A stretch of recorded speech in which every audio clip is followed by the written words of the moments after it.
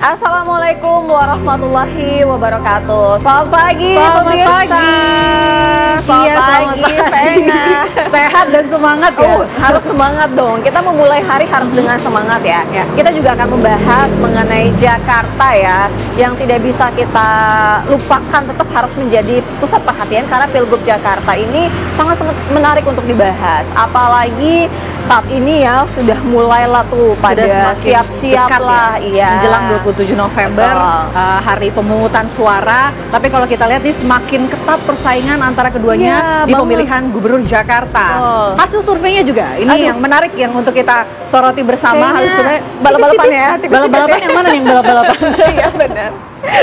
Nah itu kita akan bahas ya, dan juga kita nanti akan membahas juga mengenai judi online ya. Bagaimana sih sebenarnya memberantas judi online, kemudian apa yang terjadi, apakah juga ini akan membawa dari mantan Menkominfo untuk diperiksa ya, dengan adanya penetapan pegawai dari Komdiji ya.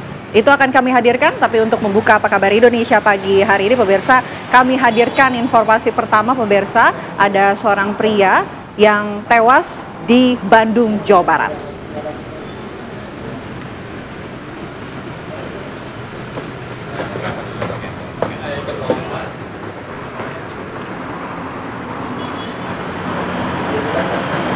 Pemirsa, peristiwa ini terjadi tadi malam di mana korban ditemukan meninggal dunia tergeletak di jalan.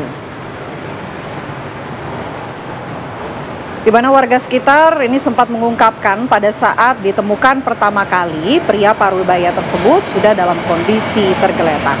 Polisi yang mendapati laporan langsung kemudian mendatangi lokasi dan juga membawa korban ke Rumah Sakit Hasan Sadikin Bandung untuk dilakukan pemeriksaan medis. Dugaan sementara korban ini terjatuh pada saat sedang berjalan, memiliki riwayat penyakit hipertensi.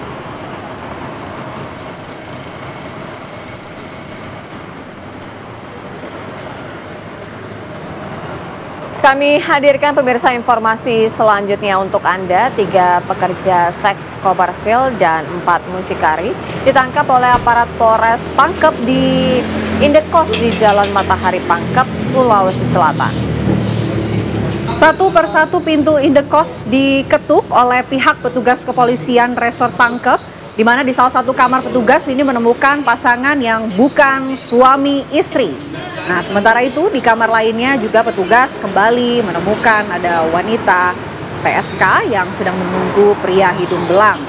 Nah, ini modusnya adalah mereka menawarkan PSK melalui aplikasi online dengan tarif berkisar 150 hingga 250 ribu untuk 1 kali kencan.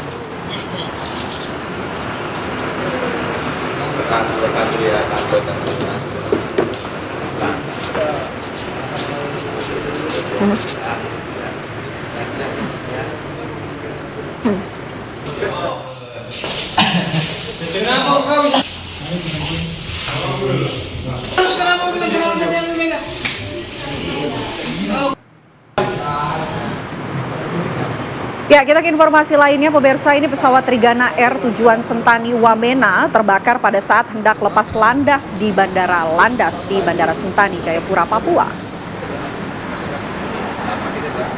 Seperti Anda saksikan pemirsa, pada saat kejadian seluruh penumpang itu juga langsung keluar menyelamatkan diri. Api terlihat di bagian pesawat di saat lepas landas. Pesawat pun mendadak berhenti hingga api padam dan juga mengeluarkan asap tebal. Para penumpang segera berhamburan keluar karena alasan keamanan. Sebagian melalui pintu darurat penumpang ini turun dari sayap kanan pesawat, sedangkan yang lainnya menggunakan perosotan bukan tangga pesawat. Sumber di Bandara Sentani menyebutkan akibat peristiwa ini beberapa penumpang mengalami luka.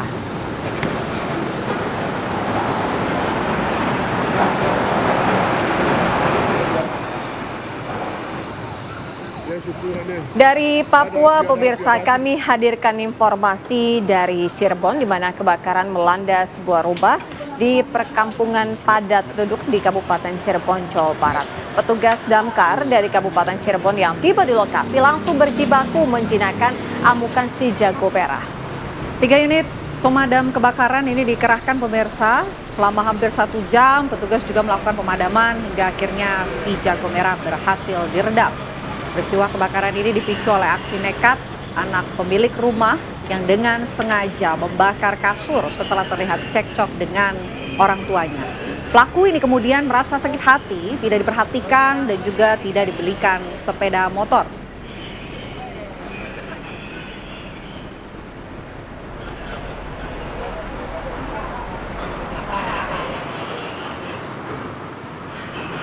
Ya, dari Cirebon, Jawa Barat kita beralih ke Jakarta. Pemirsa, ini ada oknum anggota polisi yang memukul sopir taksi online di Jakarta pada Kamis 31 Oktober lalu. Setelah viral kasusnya berlanjut dengan si oknum polisi ini kemudian diberikan sanksi tegas oleh Kapolda Maluku. Pemirsa, dari video amatir yang beredar di media sosial ini memperlihatkan seorang oknum perwira polisi Polda Maluku bernama Kompol Bambang yang menjabat sebagai Kasubdit Gakum Ditlantas Polda Maluku ini memukul sang sopir taksi online. Kejadian ini disaksikan langsung oleh istri oknum perwira Kompol Bambang saat mereka turun dari mobil.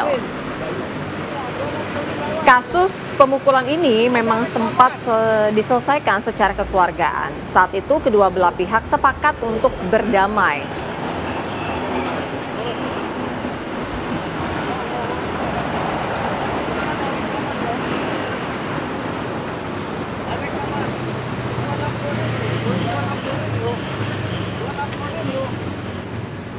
Dari Jakarta kita bergeser ke Jawa Barat, di mana di Sukabumi, Jawa Barat ini hujan yang melanda mengakibatkan banjir di sejumlah titik. Banjir luapan dari Sungai Cipelang, Kota Sukabumi, pemirsa, ini menggenangi perumahan Tanjung Sari di Kecamatan Gunung Puyuh di Kota Sukabumi. Derasnya arus banjir membuat sejumlah sepeda motor terseret oleh arus banjir. Laporkan juga pemirsa, sejumlah pohon besar tumbang pada saat hujan deras. Banjir tidak hanya terjadi di Kecamatan Gunung Puyuh, namun di beberapa titik lainnya seperti di Jalan Baros dan Jalan R.A. Kosasi, Kecamatan Ciberem. Ini akibat hujan yang sudah mengguyur wilayah Indonesia dan sekitarnya ya. Dan mungkin mulai dari sekarang masyarakat dihimbau untuk lebih waspada ya dengan adanya potensi banjir-banjir yang mungkin masih bisa terjadi di wilayah Indonesia, terutama di Jawa Barat. Dari alternatif lain, ada pohon tumbang di jalur ya.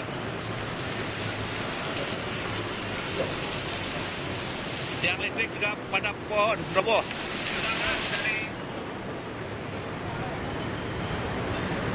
Ya, hujan deras yang mengguyur kawasan Jakarta Selatan pada Selasa sore kemarin, pemirsa, ini menyebabkan permukiman warga di Pondok Karya Mampang, Jakarta Selatan terendam air setinggi 90 cm. Imbas hujan deras ini membuat meluapnya aliran Kali Mampang yang berada tidak jauh dari permukiman warga. Warga juga terus berharap kepada pemerintah untuk segera melakukan normalisasi kali dan juga melaksanakan pengerukan agar tempat tinggal mereka ini aman, tidak selalu menjadi langganan banjir. Nah, ini nih bisa jadi pekerjaan rumah yang berat juga ya buat pemerintah, paslon juga ya dari Pilgub Jakarta. Itu yang dinantikan untuk bisa mengatasi permasalahan banjir yang belum selesai juga sampai saat ini di Jakarta. Ini kayaknya susah banget PR-nya diselesaikan ya, dituntaskan. Ya. Selanjutnya pemirsa, kami hadirkan informasi pilihan untuk Anda lainnya, yaitu Polres Pemalang, Jawa Tengah ini memanggil ahli untuk mengidentifikasi kondisi fisik dan kelayakan operasional truk Rosalia Express yang menabrak mobil kru TV1 di Tol Pemalang. Keterangan ahli ini diperlukan untuk kemudian menganalisis kasus kecelakaan yang mengakibatkan 3 kru TV1 meninggal dunia dan 2 lainnya luka-luka. Saksi ahli yang dimintai keterangan yakni dari ATPM Hino sebagai produsen truk milik Rosalia Indah dan juga ahli transportasi darat dari Politeknik Keselamatan Transportasi Jalan PKTJ Tegal. Sebelumnya sopir truk Rosalia Express berinisial J, 36 tahun, telah ditetapkan sebagai tersangka dalam kecelakaan ini.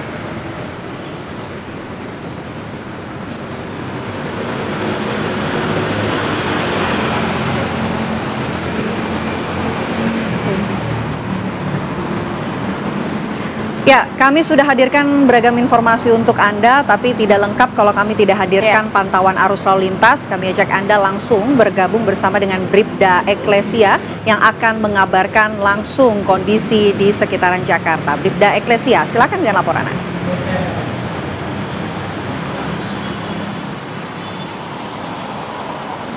Baik, terima kasih Vina dan juga Vira. Selamat pagi pemirsa, bersama kami dari NTMC Korlantas Polri akan menginformasikan situasi arus lalu lintas langsung dari kawasan Simpang Fatmawati, Jakarta Selatan. Dapat kita lihat bersama situasi arus lalu lintas pada pagi hari ini tampak cukup ramai dan terus mengalami peningkatan volume arus kendaraan dari berbagai arahnya karena bertepatan dengan jam berangkat perkantoran pada pagi hari ini.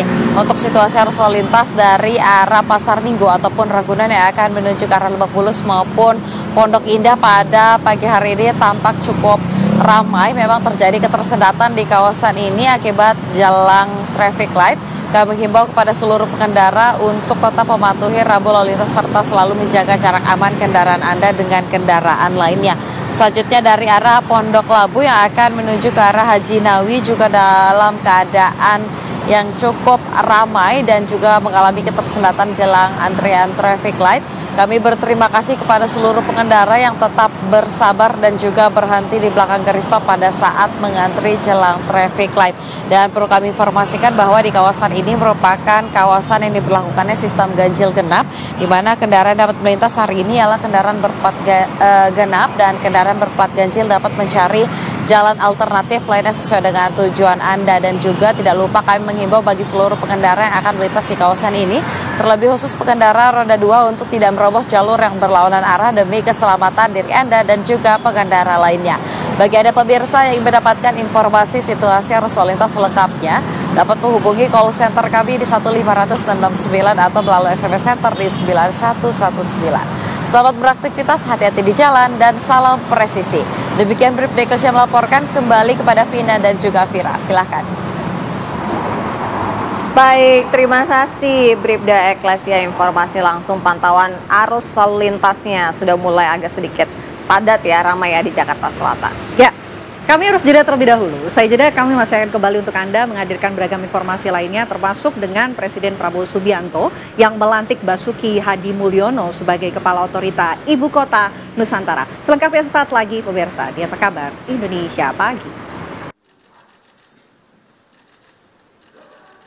Melalui Kepres nomor 151P tahun 2024, Presiden Prabowo Subianto melantik Basuki Hadi Mulyono sebagai Kepala Otorita Ibu Kota Nusantara definitif pada Selasa siang.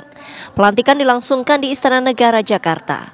Basuki Hadi Mulyono dilantik setelah selama beberapa bulan terakhir menjadi pelaksana tugas Kepala Otorita IKN menggantikan Bambang Susantono yang mengundurkan diri pada Juni 2024 lalu. Usai dilantik, Basuki Hadi Mulyono mengatakan bahwa Prabowo Subianto menitipkan pesan untuk melaksanakan kelanjutan pembangunan Ibu Kota Nusantara. Basuki menargetkan Ibu Kota Nusantara akan layak dihuni dalam 4 tahun ke depan. Justru beliau minta supaya selesai 3-4 tahun kan? Selesainya itu dalam maksudnya yudikatif dan legislatif itu? Dan termasuk ekosistemnya, prasarana dasarnya lainnya, huniannya, perkantorannya, okay? Perkantoran kementerian, semua harus disiapkan. Selain Basuki, Presiden juga melantik Iva Rosita sebagai anggota KPU RI untuk menggantikan Hashim Asyari melalui pengangkatan pengganti antar waktu. Presiden sekaligus melantik pengurus baru Kompolnas yakni Budi Gunawan sebagai Ketua Kompolnas dan Tito Karnavian sebagai Wakil Ketua Kompolnas. 9 pengurus Kompolnas terbaru terdiri dari 3 orang unsur pemerintahan, 3 pakar kepolisian, dan 3 tokoh masyarakat. Dari Jakarta, tim TV One mengabarkan.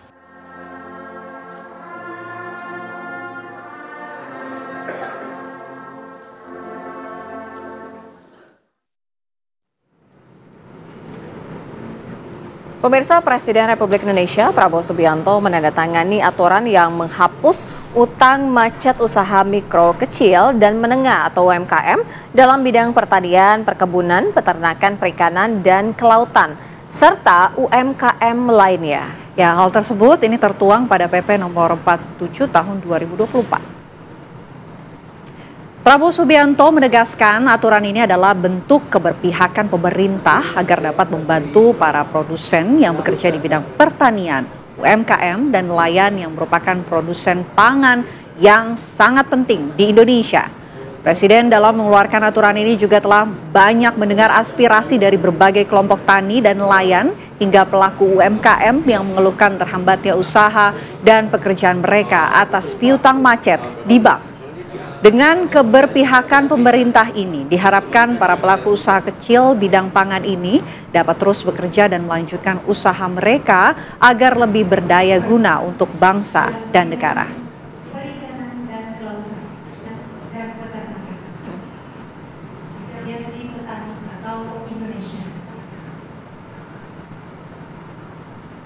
Ya, pemirsa, Ketua Umum Partai Demokrat Agus Harimurti Yudhoyono membenarkan adanya pertemuan Presiden ke-6 Susilo Bambang Yudhoyono bersama dengan Presiden Prabowo Subianto di Cikeas pada Senin malam lalu. Namun, AHY menyatakan tidak mengetahui apa sebenarnya isi pembicaraan keduanya karena pertemuan itu berlangsung secara tertutup. Meski tidak mengetahui isi pembicaraan karena digelar secara tertutup, pertemuan itu merupakan pertemuan dua tokoh sahabat yang sama-sama ingin membangun bangsa. AHY mengaku terharu dengan persahabatan keduanya yang sudah berjalan puluhan tahun. AHY pun menuturkan keduanya dapat menjadi contoh, terlebih dalam memberikan pemikiran-pemikiran yang terbaik untuk memimpin negara sebesar Indonesia dengan kompleksitasnya. Sama Mas AHY, Pak Prabowo sedang menemui Pak SBY di Cikeas. Jadi sebenarnya lagi ngobrolin apa ini atau dalam rangka apa ini? Dua sahabat, dua tokoh, dua pemimpin yang selalu ingin berbagi cerita, saling menguatkan satu sama lain, dan indah sekali. Saya selalu terharu melihat persahabatan beliau yang sudah puluhan tahun dan kini sama-sama ingin menuntaskan pengabdian, dan saya rasa sangat baik kalau kedua tokoh tersebut bisa terus berkomunikasi dan bersilaturahmi dengan baik. Jadi pertemuan di Cikeas Mas hari malam ini ya? Iya, betul. Sudah ketemu sama Pak Jokowi, sekarang mungkin ketemu sama Pak SBY. Ini apakah ada kaitannya juga? Siapa tahu dia ajak itu untuk menjadi dewan pertimbangan presiden. Saya nggak tahu apa pembicaraannya karena ini pertemuan tertutup ya sebetulnya ya. Tetapi yang jelas saya rasa ini adalah sesuatu yang baik ya, yang bisa ditiru oleh kita semua, bahwa pada saatnya kita semua ingin terus memberikan pemikiran-pemikiran terbaik. Pemirsa, seorang pria parubaya ini ditemukan di Jember, Jawa Timur dalam kondisi tak bernyawa dengan luka tusukan di tubuhnya. Korban ini diduga dibunuh anak kandungnya sendiri lantaran cekcok masalah tanah warisan. Informasi kami hadirkan usai jeda.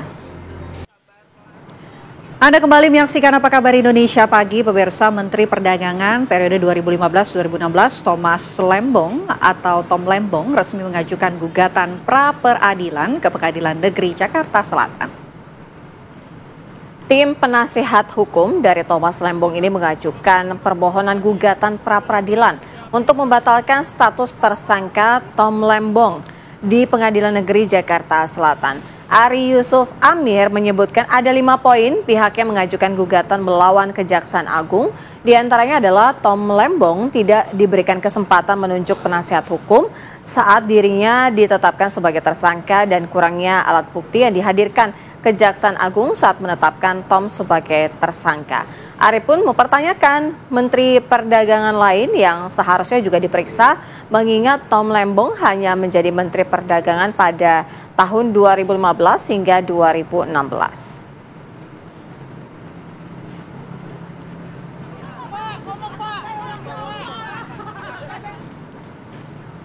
Pemirsa, Kejaksaan Agung memeriksa 3 hakim Pengadilan Negeri Surabaya dan ex-pejabat Mahkamah Agung Zarof Rikar dalam kasus suap yang membebaskan Ronald Tanur pada Selasa siang kemarin.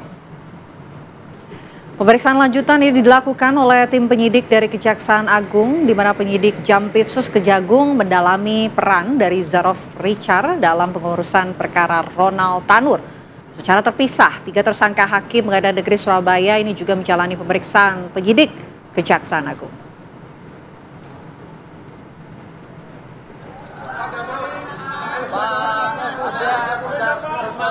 Pak, komentarnya terima berapa?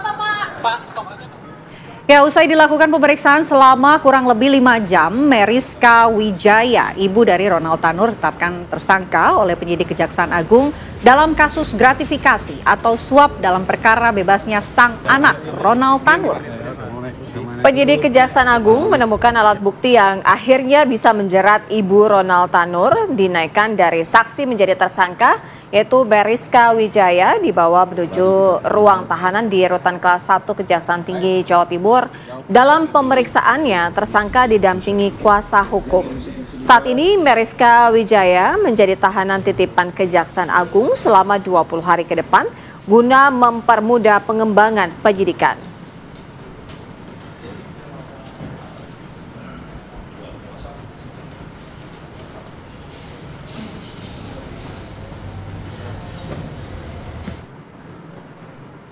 Pasca ditetapkan ataupun ditangkap kembali dan dijebloskan ke tahanan, Kejaksaan Agung kembali memeriksa Ronald Tanur di dalam Rutan Kelas 1 Surabaya. Setelah sang ibu kandung ditetapkan sebagai tersangka, Ronald Tanur kembali diperiksa di Rutan Kelas 1 Surabaya, Jawa Timur. Pemeriksaan ini dilakukan oleh Kejaksaan Agung untuk kemudian menguap suap yang dilakukan oleh kepada 3 hakim yang menangani kasus hingga berbuah vonis bebas. Pihak Rutan Kelas 1 Surabaya telah menerima surat resmi dan memfasilitasi proses pemeriksaan. Dalam kasus suap 3 hakim, Ronald Tanur berstatus sebagai saksi.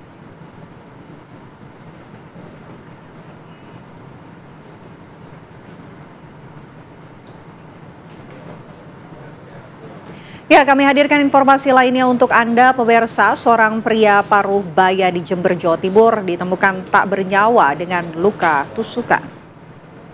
Sutikno, warga Jalan Kaliurang, Tegal Gede, Sumber Sari, Jember ini diduga dibunuh anak kandungnya sendiri lantaran cekcok masalah harta tanah warisan sebidang tanah.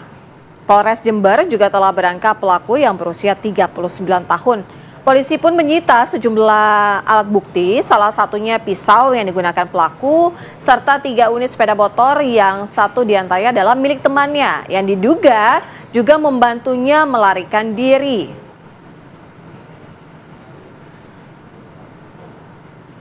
Untuk informasi terbaru, langsung saja kami ajak Anda pemirsa bergabung bersama dengan Kasat Reskrim Polres Jember, AKP Abid Wais Alkarni. Selamat pagi Pak Kasat. Pagi Pak Kasat. Selamat pagi Mbak. Pak Kasat, ini artinya pada saat kejadian seperti apa awalnya terjadi? Ya, kami jelaskan terkait dengan kronologis awal. Kejadian ini bermula dari tersangka ini ingin meminta akte sertifikat tanah kepada korban.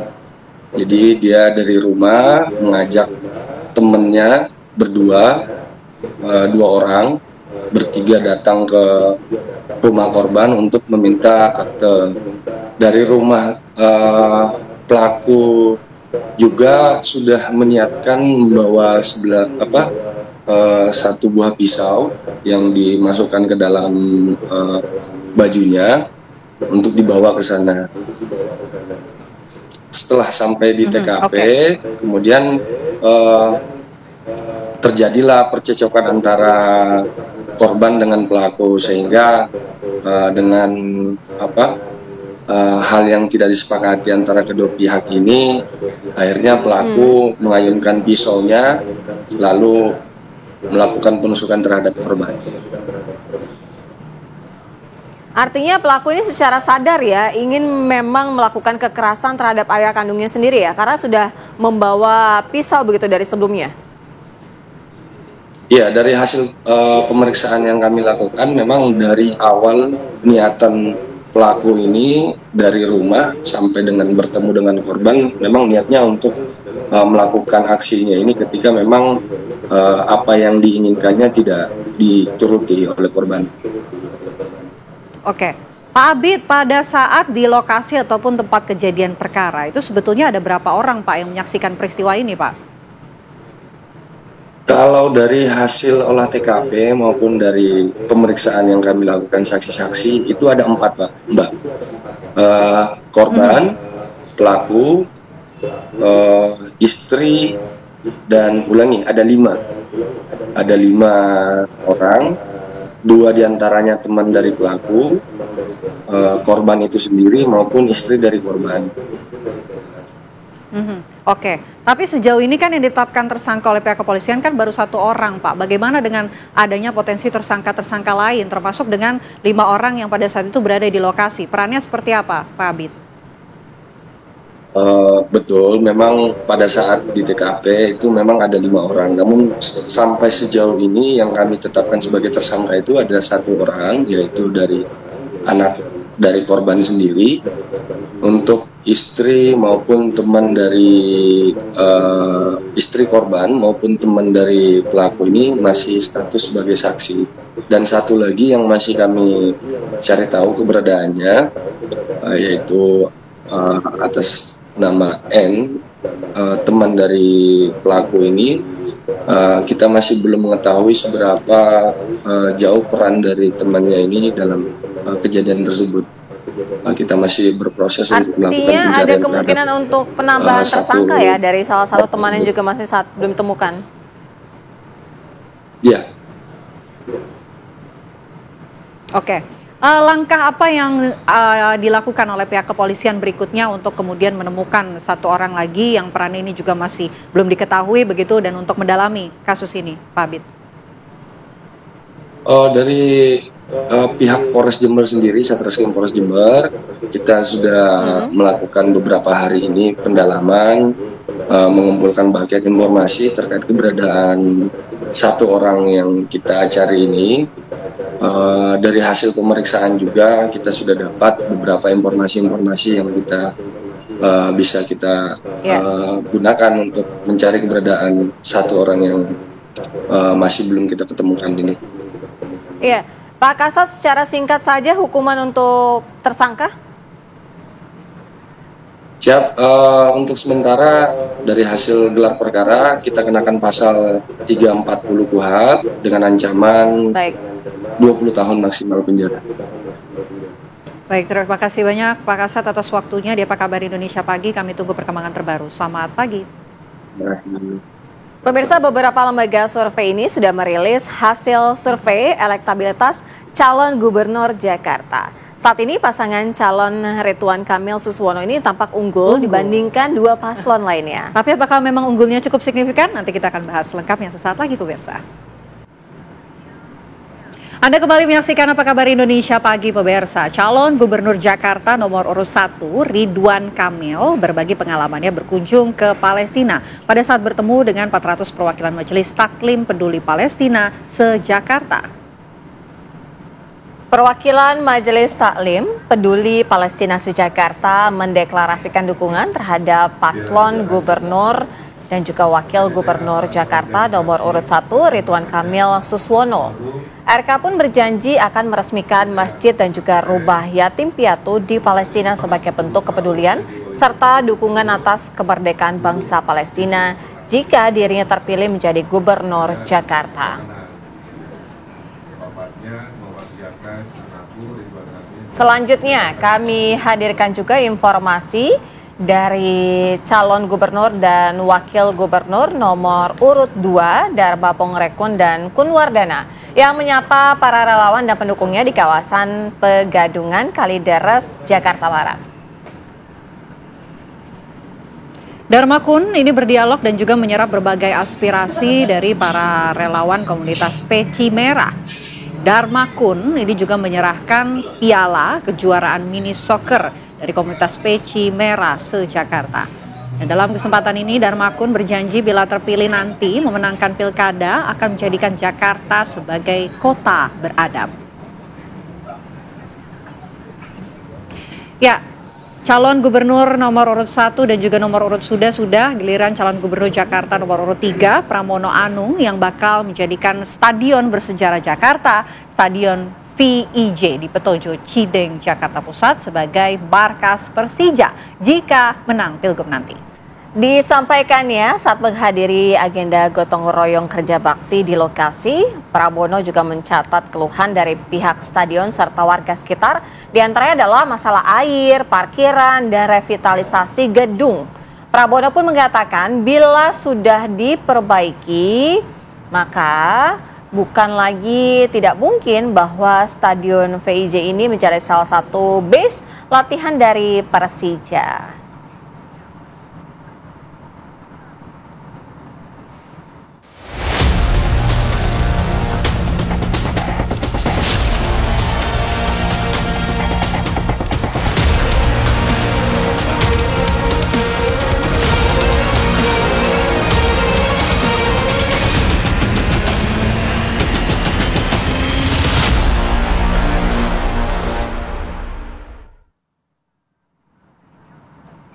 Seperti yang kita sudah sampaikan ya, para paslon dalam kontestasi Pilgub Jakarta ini sudah mulai merambah ke semua wilayah Jakarta untuk meraup bagaimana simpati warga, kemudian suara warga. Nah, lembaga survei Poltreking Indonesia ini merilis survei elektabilitas calon gubernur Jakarta nomor urut 1 Ridwan Kamil Suswono unggul dibandingkan dua paslon lainnya. Dan dalam surveinya, Poltreking ini juga menempatkan RK Suswono di posisi puncak dengan 51,6%, disusul kemudian Pramono Rano 36,4%, dan terakhir Darmakun 3,9%. Survei tersebut dilakukan dari tanggal 10 hingga 16 Oktober 2024 lalu yang melibatkan 2.000 responden warga Jakarta berusia di atas 17 tahun dan juga sudah menikah. Poltreking menggunakan metode survei multi-stage random sampling dengan toleransi kesalahan kurang lebih 2,2% pada tingkat kepercayaan 95%. Di mana sistem pengambilan survei ini dilakukan lewat wawancara tatap muka. Sementara ada juga LSI, Lembaga Survei Indonesia Deni JA, yang juga membeberkan elektabilitas pasangan calon dengan angka yang juga sangat tipis. Survei yang dilaksanakan pada 10 hingga 17 Oktober 2024 ini menyebutkan pasangan Ridwan Kamil Suswono mendapatkan 37,4% dan juga pasangan Pramono Rano 37,1%. Tipis sekali kalau hasil survei dari LSI Deni JA. Betul, kompetitif banget ya. Kompetitif banget. Dan itu mungkin yang akan jadi pembahasan kita pagi hari ini bersama dengan narasumber yang sudah kami hadirkan di studio TCI Jakarta. Langsung saja kita kenalkan ya, Vira ya. Langsung kita sapa satu persatu. Ada Mas Duri Amrawi, Direktur Poltreking Indonesia. Selamat pagi, Mas Duri. Sehat ya Mas ya? Sehat ya. Dikala dinamika yang luar biasa ini. Luar biasa politik ya. Oke, di sebelah Mas Duri juga ada Mas Toto Izulfata, Direktur Eksekutif Citra Komunikasi LSI Deni JA. Selamat pagi Mas Toto. Pagi. Sehat Mas Toto? Harus semangat dong pagi-pagi Mas Toto. Siap-siap kita dengar ulasannya soalnya. Dengar ulasannya. Oke, kemana dulu nih kita Sira? Enak ya? Kita ke Mas Duri dulu ya. Mas Duri ya. Kalau misalnya dari posisi survei saat ini, artinya kan dari pasangan RK ini kan unggul kan. Sebenarnya unggulnya itu karena faktor apa dan lebih didominasi karena pemilihnya mungkin kalangan muda atau seperti apa berdasarkan survei? Iya, baik. Di dalam rilis temuan survei yang dilakukan oleh Poltreking, setidaknya ada dua hal ya yang penting untuk diperhatikan dalam konteks Pilkada Jakarta. Pertama soal faktor figur ya, soal personal branding lah kira-kira. Yang kedua soal campaign yang sejauh ini dilakukan. Pertama soal figur, kalau kita perhatikan misalnya ada dua hal yang setidaknya juga cukup dominan dalam konteks preferensi politik ya pemilih di Jakarta. Pertama soal latar belakang ya, soal pengalaman, soal rekam jejak pengalaman para figur yang berkontestasi di Jakarta itu mendapatkan respon yang cukup banyak. Artinya pengaruh mengenai rekam jejak dan pengalaman kandidat di dalam survei yang dilakukan oleh Poltreking itu punya pengaruh terhadap elektabilitas, capaian elektabilitas yang sejauh ini didapatkan. Maka dalam konteks Jakarta, kalau kita perhatikan di survei yang dilakukan oleh Poltreking, pertarungan Pilkada Jakarta ini sebenarnya pertarungan yang dominan ya antara RK ya dan Rano Karno sebenarnya gitu. Oke, jadi dua figur yang populer begitu ya? Betul, yang populer dan secara elektabilitas juga mendapatkan respon lebih positif gitu.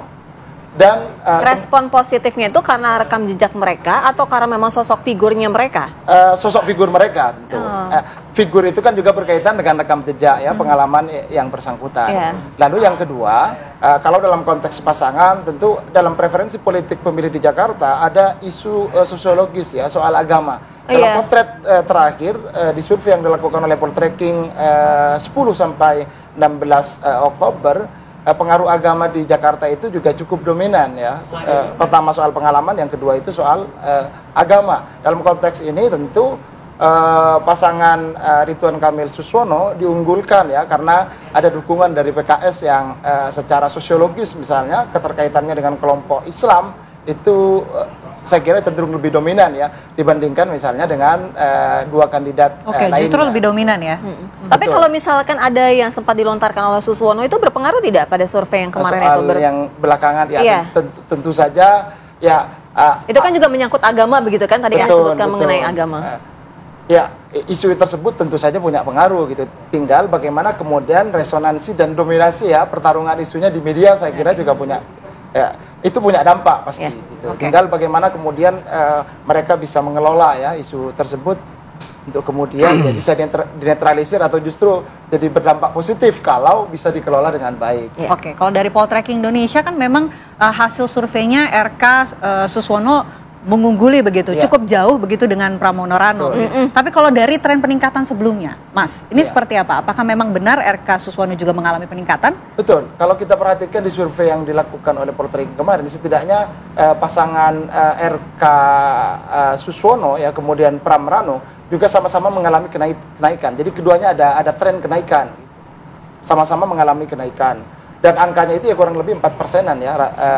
Di antara keduanya kenaikan. Artinya keduanya ini sama-sama sedang running, sedang berproses ya di dalam kontestasi Pilkada Jakarta, dan secara tren ada kenaikan di antara keduanya. Nah, ini yang penting saya kira dalam konteks kita memperhatikan soal ya potensi kemenangan nanti. Artinya potret survei yang dilakukan oleh Poltreking itu kan membaca dalam rentang 10 sampai 16 Oktober. Nah, kalau kemudian terjadi pergerakan yang signifikan di antara salah dua dari calon yang ada, jadi ke depan kira-kira ditentukan oleh sejauh mana gitu peningkatan atau pergerakan elektabilitas di antara keduanya bisa melesat atau tidak gitu. Ya, kalau dari Mas Toto sendiri kan kalau misal dari LSI DNJA ini kan persaingannya cukup kompetitif ya, cukup ketat ya. Sebenarnya ya apa sih yang membuat salah satu lebih unggul, salah satu saling mengejar dari satu sama lainnya? Ya, pertama yang saya harus sampaikan di awal terkait dengan isu penting soal hasil survei dan publikasinya itu biasanya nggak lepas dari dua. Satu, hasil yang berbeda, kedua, hasil yang meleset. Ini dua hal yang berbeda. Nah, hasil yang meleset di beberapa kasus pernah terjadi dan banyak orang yang kemudian melihat itu sebagai anomali, dan pembandingnya biasanya hasil KPU atau KPUD kalau untuk pilkada. Nah, kalau hasil yang berbeda itu harus dilihat oleh beberapa hal. Misalnya pertama yang selalu dijadikan indikator adalah kapan turun survei itu. Nah, kalau kita melihat hubungan panas dingin kemarin yang sempat terjadi antara Poltreking dengan LSI Saiful ya.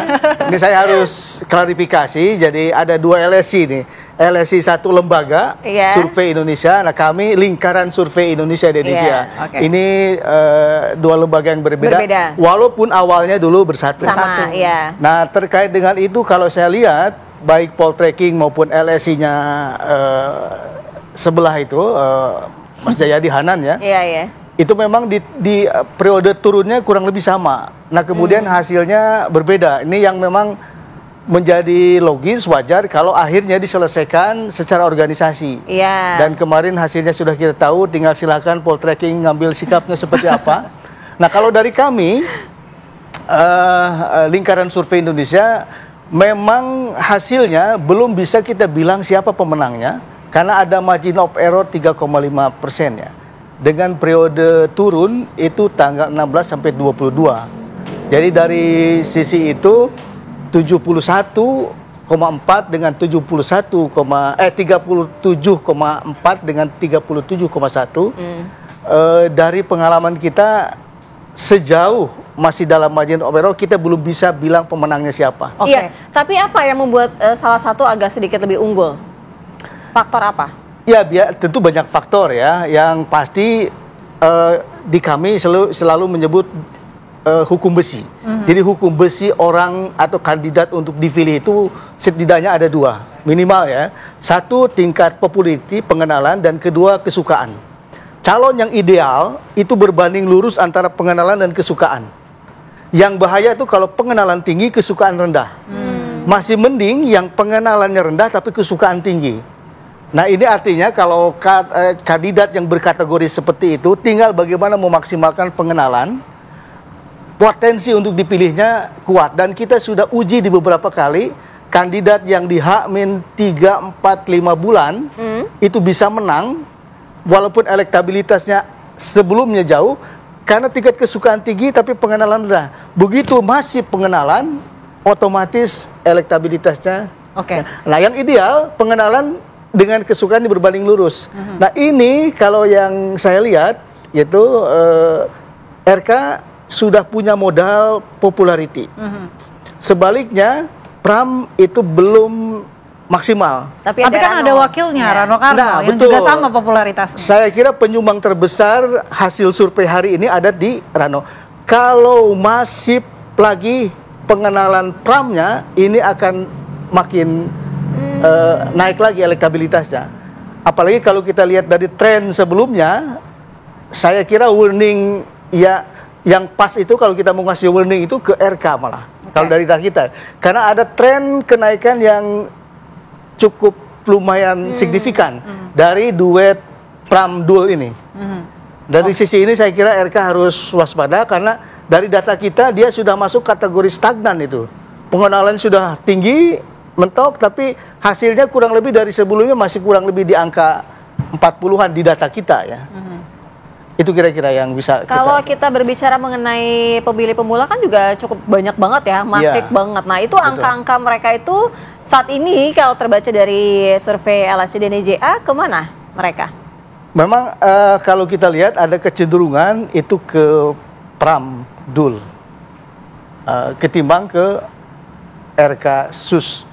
Nah, memang di awal survei kita pernah di bulan Juli, meskipun kompetitornya dalam bentuk simulasi kompetitornya hanya dengan Anies waktu itu dan Ahok, tapi RK cukup diminati waktu itu oleh kategori yang Gen Z itu ya. Nah, tapi belakangan kemudian saya melihat mulai ditinggalkan. Cuma yang menarik justru di soliditas para partai pendukungnya, walaupun tidak pernah berbanding lurus antara kemenangan dengan dukungan banyak partai, ini kita sudah uji beberapa kali. Didukung oleh banyak partai tapi bisa kalah. Baik. Mas Duri, kalau dari Poltreking Indonesia, ini seperti apa? Apakah memang dengan meningkatnya, kan kalau yang paling unggul RK Suswono apa faktornya ini karena memang ada pendukung-pendukung yang juga ini menarik ya untuk kita semak pendukung-pendukung dari Abah begitu, anak Abah juga berlari begitu. Atau sebetulnya ada faktor pendukung lain, pendukung Prabowo Gibran yang juga masif beralih untuk kemudian menuju ke RK Suswono? Iya, betul. Jadi kalau di survei yang dilakukan oleh Poltreking yang kemudian dirilis, jadi memang ada kecenderungan ya anak Abah ya, pemilih Anies Baswedan kepada pasangan RK Suswono. Begitupun dengan pemilih Presiden Prabowo Subianto dan Wapres Gibran Raka Buming Raka, ada kecenderungan lebih kepada pasangan RK Suswono juga.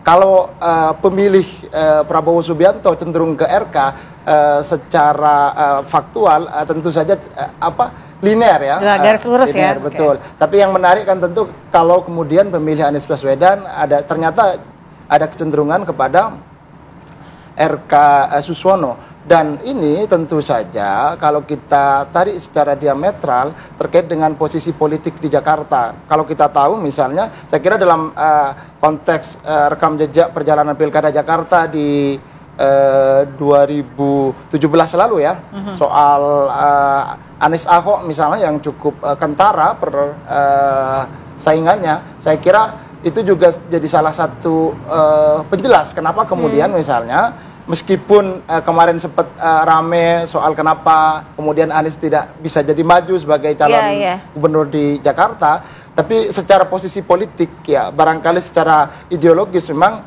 agak susah bertemu saya kira antara pemilih Anies dengan pemilih PDE yang dalam konteks Pilkada Jakarta saya kira direpresentasikan oleh Pram Rano gitu. Nah itu kemudian saya juga nah soal hasil survei yang di Poltreking misalnya sekarang Pram Rano di bawah RK Suswono dan tadi sempat disinggung soal bahwa jadi memang publik kita ada kecenderungan bandingkan hasil survei dengan hasil pemilu. Tapi yang perlu diingat dan diperhatikan oleh kita, survei itu kan ada rentang waktunya. Iya. Apalagi masih kurang dari 1 bulan misalnya. Tentu saja ada berbagai dinamika politik yang mungkin saja terjadi setelah itu gitu. Dan itu saya kira juga penting. Artinya untuk melihat survei yang ada di Jakarta, saya kira ya penting kita mendudukkan dalam konteks rentang waktu pengambilannya. Nah setelah itu ada dinamika apa saja, termasuk penjelas tadi soal ya barangkali ada sedikit blunder ya yang dilakukan oleh Suswono misalnya, tentu dia ada konsekuensi. Baik, kita nanti akan mendalami juga ya bagaimana sebenarnya waktu sudah tinggal sedikit ya, tinggal 20 hari lah kurang lebih, bagaimana dengan mereka meyakinkan para pemilihnya untuk memilih suaranya dan diberikan kepada mereka. Kami segera kembali saja deh. Kita lanjutkan dialog ya. Saya ingin ke Mas Toto. Mas Toto tadi kan sempat menyebutkan bahwa ada proses pengenalan dan kesukaan. Artinya ketika momen-momen saat ini pada belanja masalah keluarga Jakarta, kemudian dikenal, menampung berbagai masalah, kemudian juga kalau kita lihat kan salah satunya RK itu juga di media sosial juga sangat-sangat digemari ya. Apa ini faktor yang juga saling menentukan begitu? Salah satu jauh lebih unggul, salah satunya juga mungkin karena RK memiliki masa yang cukup luas begitu, apalagi khususnya di media sosial. Ya, memang ada banyak faktor ya yang kita bisa baca dalam melihat seberapa seorang kandidat itu punya peluang untuk menang. Nah, selain hukum besi pengenalan dan kesukaan, juga ada yang harus dilihat di strong spotter, pemilih militan, dan sebaliknya lawan dari strong spotter itu ada soft spotter namanya. Ya, orang yang gabungan antara yang sudah memilih tapi bisa berubah dengan orang yang belum punya pilihan sama sekali. Gabungan dari itu soft spotter. Nah, dari data kita angkanya masih cukup terbuka lebar di DKI ini, hampir 50% pemilih di Jakarta berkategori soft spotter. Nah, sementara yang strong spotter itu sudah dimiliki oleh dua kandidat, dua paslon, Pram dengan RK. Itu di angka 21 sampai 20. Jadi angka yang menurut saya dari pengalaman selama ini kita membaca temuan data survei, angka yang belum masuk kategori aman untuk menang. Jadi dua-duanya masih sangat punya potensi memenangkan pertarungan. Dan ada sisa waktu kurang lebih 20 hari. Kalau cerdas memanfaatkan ini tentu dengan berbagai macam cara dan kemasan. Nah, potensi untuk terjadi peningkatan ada, sebaliknya potensi terjadi kemerosotan juga ada elektabilitasnya. Nah, yang harus saya waspadai itu justru ada pada RK Suswono menurut saya, apalagi di beberapa kasus terjadi blunder-blunder yang menurut saya nggak perlu ya. Kalau kita bicara perilaku pemilih yang mayority ini berkategori cair, masih bisa dinamis gitu. Nah, tinggalkan teorinya. Kalau memang seberapa itu punya potensi tsunami politik terjadi, kayak kemarin misalnya Pak Suswono tentang Nabi Muhammad, pemuda pengangguran dan segala macam, itu sangat potensial sebenarnya bisa merontokkan pasangan ini ya. Nah, tinggalkan teorinya dalam teori negatif campaign ini, seberapa publik tahu, seberapa publik percaya. Di beberapa kasus kita menemukan calon yang sudah 2 bulan ditahan di KPK masih dipilih tuh. Nah, ini kan menggambarkan bahwa ternyata publik tidak tahu. Yang penting orang itu terkenal gitu ya, sosok yang dikenal begitu. Iya, terkenal, incumbent bahkan sudah 2 bulan ditahan di KPK. Cuma publik tidak tahu kalau orang itu tersangkut kasus maksud saya. Nah, sama ini juga seperti terjadi kasus blunder statement misalnya. Kalau yang tahu misalnya cuma 10%, itu tidak akan berefek pengaruh apapun. Nah, sekedar contoh misalnya saya ambil sampel di Pilpres kemarin misalnya. Kita bedah di H-7 bulan data survei kita saat Pak Ganjar masih di atas Pak Prabowo. Itu kita bedah semua isu negatif pada capres. Nah, salah satunya kan yang muncul itu misalnya Pak Ganjar itu dari sekian 4 isu yang muncul, IKTP, isu wadas, kemiskinan di Jateng, suka nonton video porno. Baik. Nah, ternyata baru 9%, jadi nggak berpengaruh apa-apa. Tapi begitu publik makin tahu, dia makin terus rontok. Nah, ini yang harus diwaspadai oleh kandidat yang punya tren turun.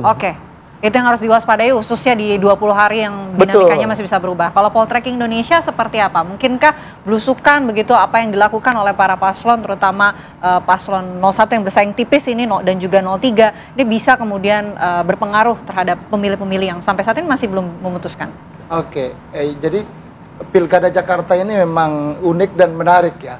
Tentu kenapa Jakarta menjadi sangat menarik dan dinamis, ini kita menyebutnya masih ibu kota ya, tapi setidaknya kan kota paling besar ya dalam konteks negara kita di Indonesia, dan karena itu dinamikanya tentu sangat luar biasa. Dan dinamika yang terjadi ini tentu bergantung pada berbagai hal, termasuk tadi ada belusukan, kampanye, termasuk isu yang menyertai berbagai dinamika politik yang terjadi gitu. Artinya campaign tentu punya peranan yang sentral saya kira. Kalau tadi saya bicara pertama soal figur misalnya atau personal branding dari kandidat, itu kan melekat, dia mungkin tidak akan bertambah atau tidak akan berkurang ya.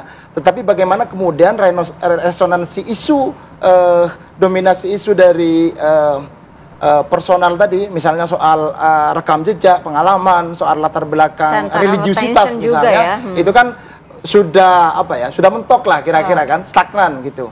Tetapi bagaimana kemudian itu bisa digerakkan jadi isu yang dapat mempengaruhi persepsi pemilih, itu yang akan menentukan. Nah, tapi kalau kampanye saya kira tentu karena ini kegiatan campaign untuk mempengaruhi pemilih, dia tentu beda ya. Semakin sering dilakukan, tentu dia akan semakin dominan dan punya pengaruh terhadap proses pengenalannya pemilih. Ada ya begitu. Betul, ya, kedekatan juga ada. Terima kasih Mas Sudri, terima kasih. Mas Solo, terima kasih. Kita bahas di lain waktu ya, karena kita juga sambil berjalannya waktu, kita masih melihat ya bagaimana dengan respon masyarakat terhadap Pilgub Jakarta yang masih sangat menarik untuk dibahas. Pemirsa, usai jeda kami akan segera kembali dengan sejumlah informasi, diantaranya polisi menetapkan 2 tersangka baru dalam kasus buka blokir situs judi online yang melibatkan pegawai Kementerian Komunikasi Digital. Sesaat lagi akan kami hadirkan di Apa Kabar Indonesia Pagi. Tetaplah bersama kami.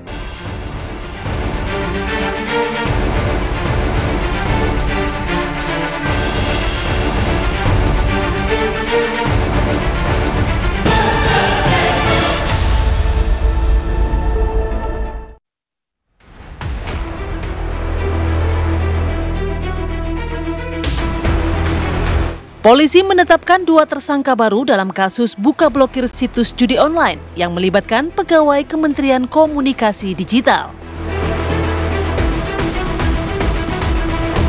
Kini total sudah 16 orang ditetapkan sebagai tersangka dalam kasus tersebut. Dari 16 tersangka, 11 orang diantaranya merupakan oknum pegawai Komdigi, sementara 5 lainnya ialah warga sipil. Ke-11 pegawai itu seharusnya bertanggung jawab untuk mengecek dan memblokir situs-situs judi online. Namun, mereka diduga menyalahgunakan wewenang dan justru melakukan pembinaan terhadap situs-situs tersebut sehingga tidak terblokir. Selain itu, oknum pegawai Komdigi juga mempekerjakan operator dan menyewa ruko sebagai tempat bekerja. Mereka diduga memperoleh keuntungan sebesar 8,5 juta rupiah per situs. Sedangkan para tersangka mengaku menjaga 1.000 situs judi online. Itu artinya keuntungan yang diterima mencapai 8,5 miliar rupiah. Sebelumnya, Polda Metro Jaya sempat menggeledah sejumlah ruangan di beberapa lantai Kementerian Komunikasi dan Digital. Dari penggeledahan ini, petugas menyita sejumlah barang bukti, diantaranya laptop, komputer, dan dokumen milik tersangka. Menteri Komunikasi dan Digital Mutia Hafid menegaskan pihaknya telah menonaktifkan 11 pegawai Komdigi yang diduga terlibat sebagai langkah awal bersih-bersih jajaran di Kementerian Komdigi dalam melawan dan memberantas judi online. Lantas, mengapa keterlibatan oknum pegawai Komdigi ini baru terendus? Dan apa langkah pemerintah untuk menunjukkan transparansinya kepada publik dalam upaya pemblokiran situs online? Tim TV One mengabarkan.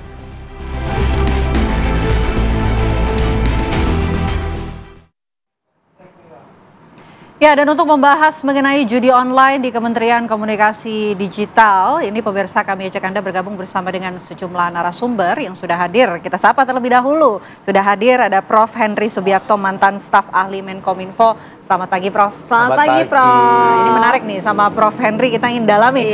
Waktu di Kominfo ini seperti apa di dalamnya?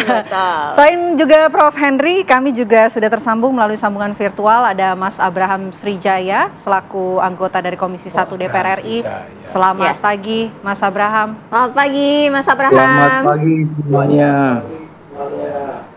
Terima kasih atas waktunya di Apa Kabar Indonesia Pagi, Mas Abraham. Tapi izin saya mau ke Prof. Henry terlebih dahulu. Karena kita mau dengar dari Prof. Henry, ceritanya waktu di Kementerian masih Kominfo ya Prof ya. Sebetulnya di dalamnya seperti apa? Kenapa ini bisa terjadi? Apakah mungkin juga dulu sempat terindus begitu hal-hal seperti ini di Kominfo? Sebenarnya begini, ini kan tanggung jawab yang dilakukan oleh kelompok yang sekarang pada ditangkap ya. Tim yang ditangkap itu sebenarnya dia tidak hanya judi loh ya. Dia itu pekerjaannya bukan hanya untuk mendownload atau take down, menghilangkan, menepis judi, bukan hanya itu. Tapi juga termasuk terkait dengan konten-konten yang melanggar perundang-undangan yang lain. Misalnya hoax politik. Itu juga kita bisa tanya apakah semuanya udah di take down. Jangan-jangan yang di take down adalah hal-hal yang berseberangan dengan pemerintah yang itu tidak di take down, itu kan juga bisa. Karena ketika kemudian persoalan judi ini muncul, maka pertanyaannya adalah, lah gimana dengan yang lain-lain? Kewajiban yang lain, karena kewajibannya itu pemerintah dalam Undang-Undang ITE, Undang-Undang nomor 19 tahun 2016 itu, pemerintah tuh wajib mencegah peredaran informasi elektronik dan dokumen elektronik yang muatannya melanggar perundang-undangan. Betul. Jadi yang melanggar undang-undang kan judi, itu pasti. Pasti. Betul. Tapi kan juga yang menyebarkan hoax, yang provokasi kan juga. Tapi Prof begini, judi ini kan juga sangat-sangat masif, udah sangat-sangat mengakar banget, susah banget untuk dibasmi begitu ya. Tapi paling tidak apa sebenarnya seharusnya dilakukan saat ini? Pertama memang harus bisa dulu nih, harus punya kemampuan dan kemudian ada kemauan untuk men-take down itu. Sebenarnya tidak semuanya bisa di-take down. Ya, judi itu. Kenapa? Kalaupun di-take down, katakanlah begitu, dia bisa aja muncul lagi karena dia belum tentu ada di Indonesia. Atau karena servernya yang belum dibasmi. Kalau servernya memang sebagian besar ada di luar negeri. Itu yang jadi problema juga. Jadi Kementerian Komdigi sekarang salah satu yang harus dikerjakan adalah mengubah peraturan pemerintah tahun 71 tahun 2019 yang memperbolehkan server itu di luar negeri untuk server-server perusahaan atau privat, PSE privat istilahnya, penyelenggara sistem elektronik privat. Itu berarti apa? Judi online, kemudian game-game online yang disinyalir dekat-dekat dengan judi, ataupun juga platform-platform yang mendukung mempromosikan judi. Yang mempromosikan judi kan tidak lewat situs-situs judi, tapi lewat Twitter, kan begitu, lewat X, lewat Instagram, lewat TikTok dan sebagainya. Lah kalau semua seperti itu pemerintah atau negara kita tidak mampu untuk membuka data-data dan tidak mampu untuk mencari alat bukti karena alat buktinya ada di server yang ada di luar negeri, gimana polisi mau nangkap? Masih sulit ya Prof? Masih sulit dan kemudian selain itu di negara-negara itu judi itu sah, boleh. Ini PR-PR yang kemudian harus segera dibahas, kemudian dari ditindaklanjuti. Yang menarik kemarin juga anggota DPR RI, tepatnya di Komisi 1, ini menggelar rapat perdananya bersama dengan Kementerian Komunikasi Digital. Kita langsung menuju ke Mas Abraham. Mas Abraham, hasil rapat perdana kemarin apa sebetulnya? Ada nggak hasil yang kemudian menjadi rekomendasi dari Komisi 1 DPR RI? Iya, jadi begini, sebelumnya saya sampaikan bahwa kami di Komisi 1 pertama kami mendukung kebijakan Bapak Prabowo dalam memberantas judi online. Lalu sekaligus kami juga kemarin di rapat tersebut disampaikan oleh Bu Menteri bahwa Bu Menteri mendukung penuh apa yang dilakukan Kepolisian Republik Indonesia, bahkan memberikan instruksi ke dalam secara tertulis bahwa seluruh pegawai Komdigi harus membantu pihak Kepolisian Republik Indonesia dalam penyidikan terkait dengan adanya judi online ini. Nah, sebelum saya masuk ke dalam kesimpulan, kemarin memang sekaligus tadi saya ada mau menanggapi sedikit apa yang dikatakan Prof. Henry Subiakto. Nah, saya melihat dari pertemuan kemarin dengan Bu Menteri, saya bertanya kepada Dirjen Aptika, memang kelihatannya ada problem di lingkungan Kemenkominfo ya. Saya nggak bilang Komdigi karena Komdigi zamannya Bu Mutia, saya kan bilang Kominfo sebelum Komdigi. Itu bukan hanya dalam aturannya, Prof. Karena memang betul dalam Undang-Undang ITE itu disebutkan dapat di take down atau pemutusan akses oleh pemerintah. Namun aturan turunannya ini sepertinya menurut saya Kominfo pada waktu itu tidak memahami formilnya seperti apa. Karena apa? Karena saya mencoba untuk menanyakan, tidak ada jawaban yang real. Karena seharusnya formilnya itu diatur bukan di PP 71 2019 maupun UU 5 2020, tapi adanya di Permen Kominfo 19 tahun 2014. Pasal 10 sampai 17. Nah, ini yang tidak pernah dilaksanakan. Bahkan sudah outdated, harusnya diperbarui. Nah, untuk yang PP 71 tadi itu terkait dengan PSE. Sedangkan Permen Kominfo-nya saya lupa. Permen Kominfo nomor 5 tahun 2020 itu barusan yang PSE dalam ruang lingkup privat. Nah, problemnya adalah dalam Kementerian Kominfo zamannya Johnny G. Plate dan zamannya siapa Budi Ari ini secara formilnya selalu berubah-ubah terkait pemblokiran ini. Jadi yang lebih fatalnya yang di Kominfo yang terakhir ini. Kenapa? Kok bisa ada orang sipil? Berarti ada kebocoran data. Bayangkan yang ngumpulin situsnya Kominfo dikirim ke sipil. Terus sipil yang melakukan validasi. Ini yang saya baca di internet ya. Saya baca dari press rilisnya Polda Metro bahwa ada seorang sipil yang bahkan tidak lulus ya, kalau nggak salah tidak lulus kualifikasi, memiliki kewenangan penuh untuk memblokir situs. Punya akses buka tutup blokir situs judi online begitu Mas Abraham? Kenapa? Punya akses untuk kemudian buka tutup situs judi online. Sosok tersangka punya kewenangan untuk memblokir. Ini saya bacakan ya. Saya tadi nanti pokoknya intinya begini. Intinya tadi saya baca di berita bahwa ada satu orang inisial AK memiliki kewenangan untuk memblokir, padahal orang ini seharusnya tidak lulus atau bagaimana itu dalam kualifikasi untuk menjadi staf ahli kementerian. Ya kurang lebih seperti itu menurut saya yang menjadi sesuatu yang fatal. Dan memang kemarin pada waktu RDP disampaikan bahwa ini karena ini dalam penyidikan pihak Komdigi akan menyerahkan sepenuhnya kepada kepolisian untuk dilakukan penyidikan terlebih dahulu. Karena saya lumayan yakin artinya Mas Abraham ini mau menggarisbawahi mengenai pengawasan ya. Pengawasan ini yang sangat-sangat minim, tidak adanya pengawasan begitu Mas Abraham? Dan pengawasan yang minim, tidak ada pengawasan. Karena begini, sama sekali menurut saya ya, soalnya gini, begitu kita menyatakan ada hak seseorang yang dicabut, seperti kita memblokir rekening bank ya. Kalau kita memblokir rekening bank itu di polisian harus melalui mekanisme gelar perkara. Dalam tahap penyidikan harus ada upaya paksa, barusan bisa diblokir. Itu pun kalau kita salah itu bisa dilakukan upaya hukum. Nah kalau di Kominfo, nah prosesnya seperti apa? Apakah kita bisa blokir rekening seenak-enaknya? Habis itu kalau misalnya kesalahan, siapa yang mengawasi? pertanggungjawabannya seperti apa? Ini saya rasa ini kan apa yang dilakukan ini secara absolut, ya kan? Terus pertanyaannya, kalau ada 1 juta website situs yang diblokir, siapa yang tahu 1 juta situs itu isinya judi online atau bukan? Apakah yang diblokir itu situs-situs asal-asalan? Kita kan nggak tahu.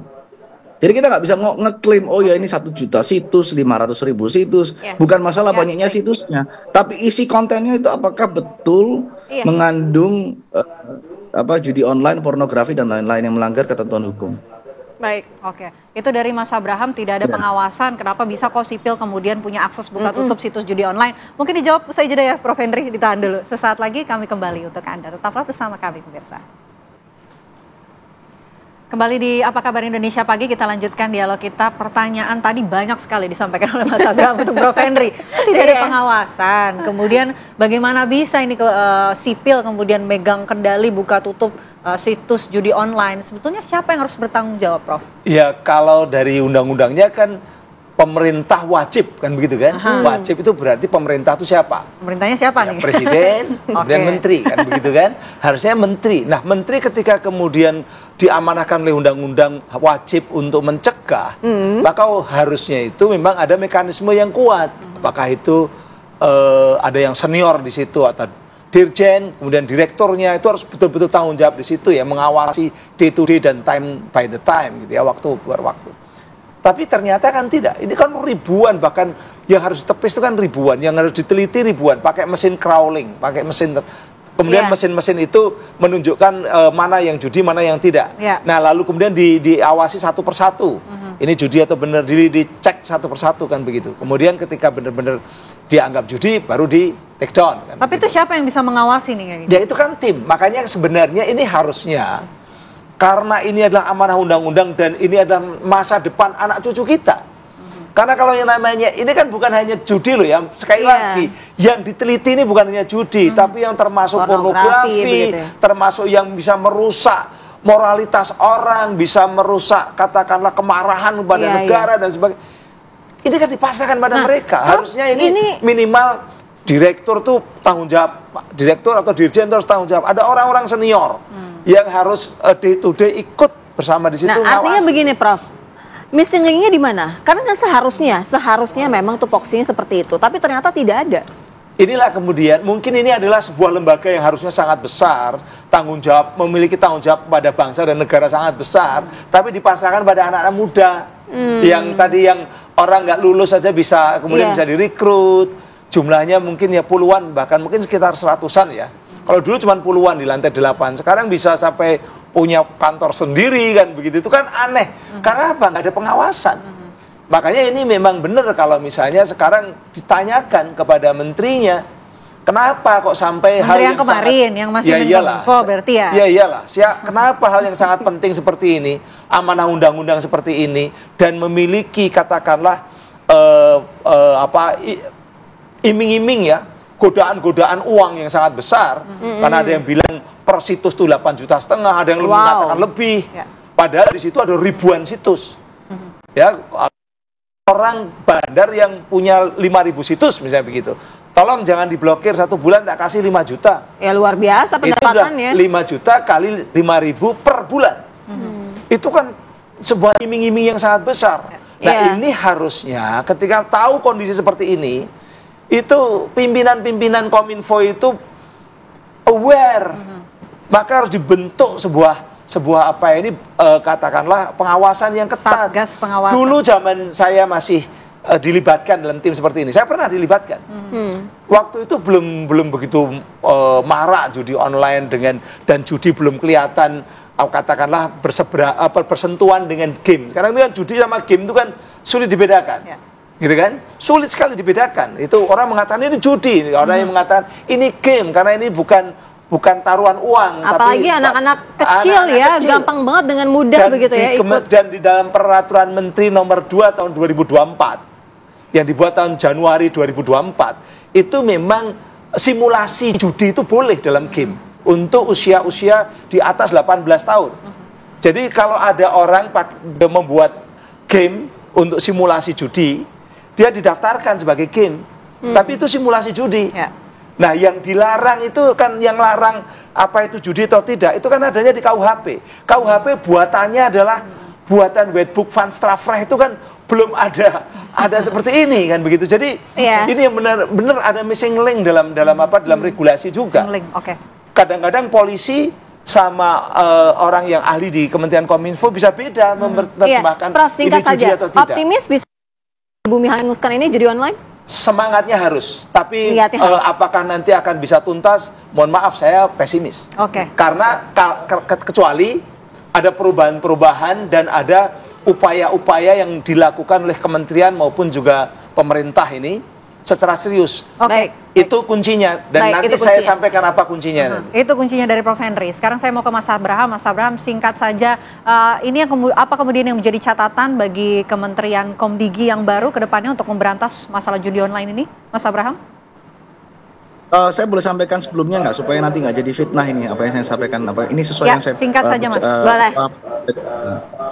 Jadi terkait yang di berita, saya membaca di berita inilah.com ini Dirkrimum kita yang menyampaikan bahwa ada seseorang yang bernama AK yang dimana dia mengikuti seleksi penerimaan calon tenaga pendukung teknis sistem pemblokiran konten negatif, namun tidak berhasil, tidak lulus, tapi dia dipekerjakan dan diberikan kewenangan untuk mengatur pemblokiran website judi online. Nah, ini yang tadi saya sampaikan, ini seharusnya kan tidak boleh ada orang sipil yang melakukan ini. Lalu juga saya ingin menyampaikan bahwa dalam portal aduan instansi antar dari kepolisian dan Komdigi ini harusnya dalam portal tersebut, apabila sudah ada laporan dari instansi Kepolisian Republik Indonesia, tidak perlu diverifikasi lagi, harusnya bisa langsung diblokir oleh pihak Komdigi. Nah, tentunya semua kekurangan-kekurangan termasuk website yang sudah diretas kemarin, sudah saya sampaikan juga kepada Bu Menteri dan lain-lain, itu menjadi catatan khusus dan saya berharap bisa diperbaiki. Sekaligus saya agak berbeda dengan Prof. Henry, saya optimis ini bisa selesai karena saya lihat dengan di kepemimpinan Bapak Kapoldanya, Bapak Karyoto, Dirkrimumnya Bang Wira dan Kasubditnya Bang Rovan, saya rasa ini akan selesai karena saya yakin mereka-mereka ini orang yang betul-betul kompeten dan orang-orang yang betul-betul berani untuk menyelesaikan sampai ke akarnya. Ya. Baik, Mas Abraham, terima kasih. Optimis akan di bumi hanguskan ini judi online ya. Terima kasih juga Prof. Henry. Kita harapkan hal yang sama ya. Semoga saja tidak ada lagi judi online. Ya, kami harus jeda terlebih dahulu. Usai jeda kami masih akan kembali untuk Anda. Salah satunya adalah menghadirkan para pemilih di seluruh Amerika Serikat yang mulai berdatangan ke tempat pemungutan suara TPS untuk kemudian memberikan suara. Bagaimana informasi selengkapnya? Sesaat lagi pemirsa. Kembali di Apa Kabar Indonesia Pagi, pemirsa, para pemilih di seluruh Amerika Serikat ini mulai berdatangan ke tempat pemungutan suara TPS untuk memberikan suaranya. TPS di negara bagian di penjuru Amerika Serikat ini mulai dibuka serentak, termasuk salah satunya di Museum Kota New York. Kamala Harris dan Donald Trump bersaing sangat ketat, terutama di negara bagian kunci seperti Pennsylvania, Michigan, Wisconsin, dan Nevada. Harris berjanji akan melanjutkan kebijakan yang stabil dan kooperatif selaras dengan pemerintahan Joe Biden. Sementara Trump menjanjikan perubahan besar termasuk pengisi jabatan-jabatan federal dengan pendukungnya, memperketat kebijakan perdagangan dan menggelar operasi deportasi besar-besaran jika terpilih sebagai presiden.